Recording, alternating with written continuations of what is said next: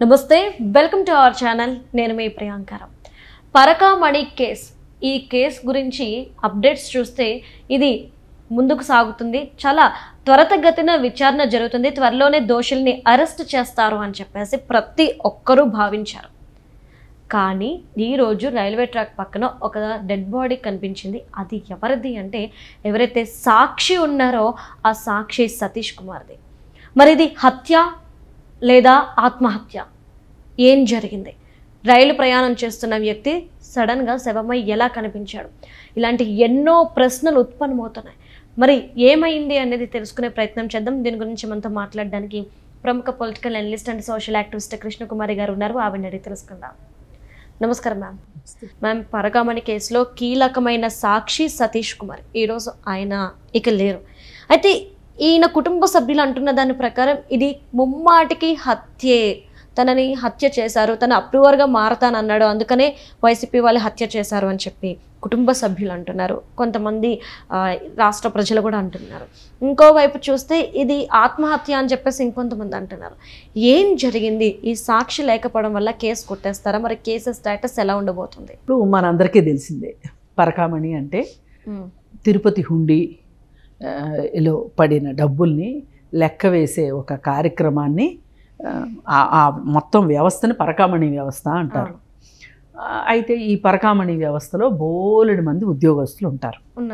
అయితే ఈ ఉద్యోగస్తులు ఎలా అందరూ దేవుడంటే భయం ఉన్నవాళ్ళు, లేకపోతే నీతిమంతులో, అలాగే అవినీతి ఎరగని వాళ్ళు ఉండరు కదా. అందరూ ఉండాలని లేదు కదా. అది ఎంత దేవస్థానమైనా దేవుడి గుళ్ళో ఉద్యోగాలు చేసే వాళ్ళకు కూడా పాపభీతి ఉంటుంది అనే ఒక నమ్మకం లేదు. అందరికీ ఉండాలని లేదు. అంటే మన ఉద్దేశం ఉండొద్దని కాదు, ఉండరు కదా. అట్లాగే ఇప్పుడు ఎట్లయితే బెల్లం ఎక్కడుంటే ఈగలు ఎట్లా వస్తాయో, సంపద ఎక్కడుంటుందో అక్కడ దాన్ని పరిరక్షించే వాళ్ళు ఉంటారు, అట్లాగే దాన్ని భక్షించే వాళ్ళు ఉంటారు. ఇప్పుడు మనకి ఈరోజు చనిపోయిన అతను పాపం పరిరక్షించే బ్యాచ్. భక్షించే బ్యాచ్ ఎవరు అంటే రవికుమార్, మనకి పైకి కనిపిస్తున్న వ్యక్తి. అతను విదేశీ కరెన్సీని, మనకి దేవుడికి వచ్చిన విదేశీ ద్రవ్యం ఏదైతే ఉంటుందో, కరెన్సీ ఏదైతే ఉంటుందో దానిని అతను పక్కదారి పట్టించాడు. ఎందుకంటే ₹1 మన భారతదేశ కరెన్సీ తీసుకున్నాడు అనుకో, ₹1 వస్తుంది. అదే $1 తీసుకున్నాడు అనుకోండి, ₹80 వస్తాయి. అదే £1 తీసుకున్నాడు అనుకోండి, ₹100 పైన వస్తుంది.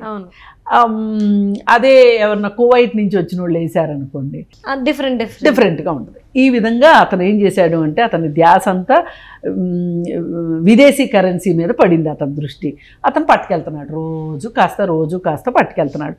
పట్టుకెళ్ళి అది కూడబెట్టి ఆశ్చర్యపోతారు, 1400 కోట్ల ఆస్తులు తయారు చేసుకున్నాడు.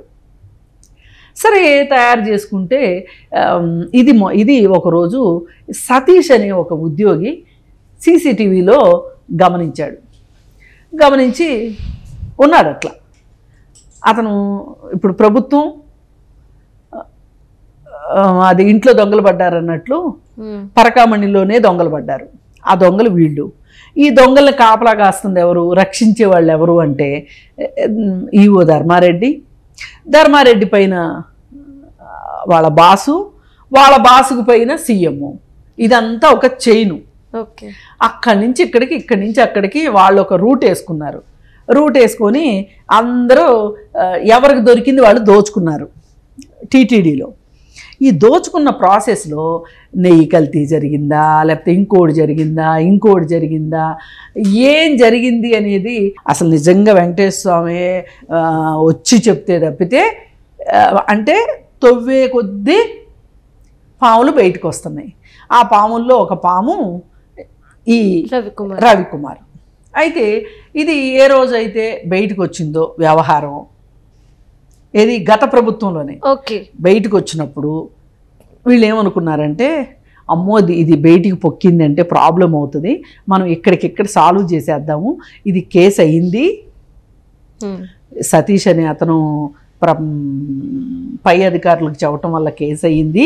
ఈ కేసు అయిన దాన్ని మనం మరి కోర్టుకు వెళ్ళాలి కదా. రెగ్యులర్ కోర్టుకు వెళ్ళే కంటే కూడా లోక్ అదాలత్లో అయితే అవి బండిల్స్ కేసులు అవుతూ ఉంటాయి లోక్ అదాలత్లో, పరిష్కారం అయ్యే కేసులు. ఆ కేసులో ఇది ఒక కేసులాగా వెళ్ళిపోద్ది అనుకున్నారు. రెగ్యులర్ కోర్టు అనుకోమ్మా, ఆ రెగ్యులర్ కోర్టుకి ఎవరు వచ్చారు ఎవరు వెళ్ళారు అన్నీ తెలుస్తాయి కదా. అందుకని ఏం చేశారంటే వీళ్ళు తెలివిగా ఇది బయట ప్రపంచానికి తెలియకోకుండా, మరి స్కామ్ కదా, బయట ప్రపంచానికి తెలియకోకుండా ఉండటం కోసం లోక్ అదాలత్లో పెట్టారు. అయితే లోక్ అదాలత్లో పెట్టాలి అని అనుకున్నప్పుడు ఈ దేవస్థానం కేసులు ఇట్లాంటి కేసులు పెట్టకూడదు అనేది ఏదో ఒక రూల్ ఉంటుంది.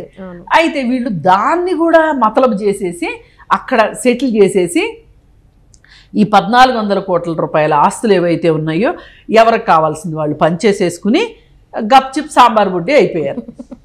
అయిపోతే ఇప్పుడు ఈ కల్తీ నెయ్యి వ్యవహారం బయటకు వచ్చిన తర్వాత ఒక్కొక్కటి ఇప్పుడు ఈ పరకామణి కేసు కూడా బయటకు వచ్చింది.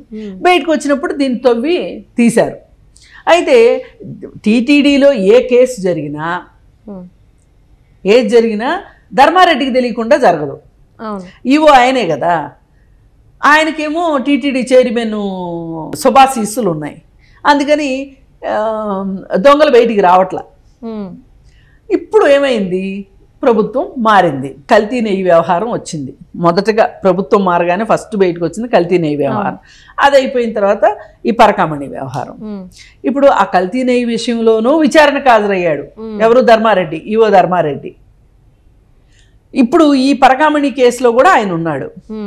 సరే, ఇప్పుడు ఈ కేసుని మళ్ళీ తవ్వి తీస్తే సుప్రీంకోర్టు కూడా అబ్జెక్షన్ చెప్పింది.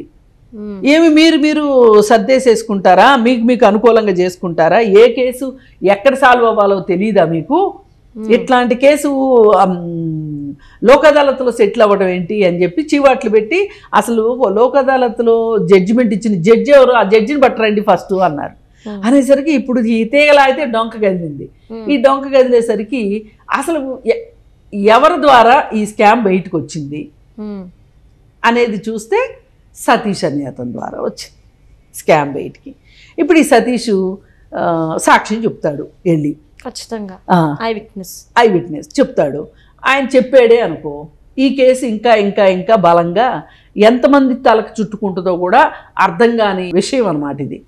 ఇప్పుడు అతను ఒక్కడి మీదుగా వెళ్తుంది అనుకోండి, ఎవరు రవికుమార్ ఒక్కడి మీదుగా వెళ్ళే కేసు అయితే కనుక ఇంత హత్యలు చేయాల్సిన అవసరం ఉండేది కాదు.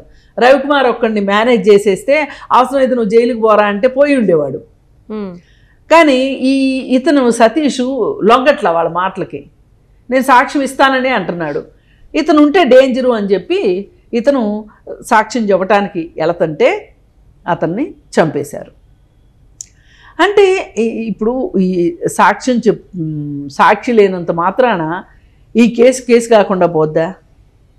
అంటే కేసు పెట్టినాడు కూడా మెయిన్ ఏమో కదా మేడం, కావచ్చు.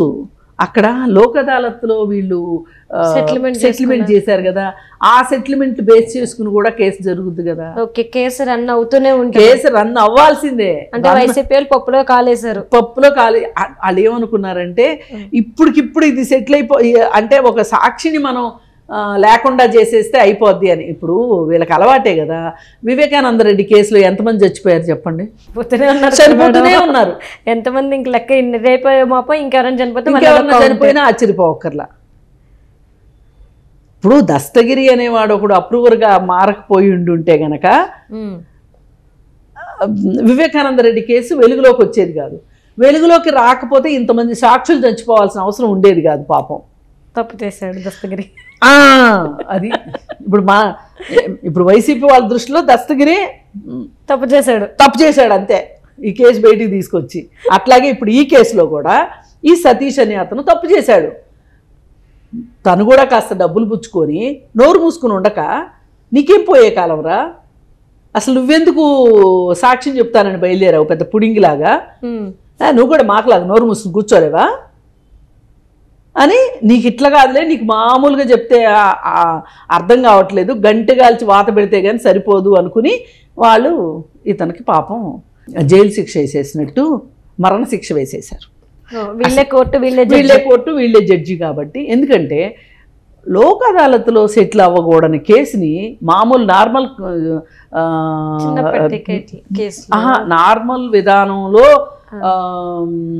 ఆర్గ్యుమెంట్స్ జరిగి నార్మల్ కోర్టులో సెటిల్ అవ్వాల్సిన విషయాన్ని వీళ్ళు తీసుకొని వచ్చి 14 కోట్ల కేసుని వీళ్ళు ఏదో ఒక చిన్న నగల దుకాణంలో దొంగతనం లాగానో లేకపోతే ఇంకేదో ఓ చిన్న ఆస్తి ఇద్దరు వ్యక్తులు ప్రైవేట్ వ్యక్తుల వ్యవహారంలో అన్నట్లుగా లోక్ అదాలత్లో సెటిల్ చేశారంటే వాళ్ళని ఏమనుకోవాలి?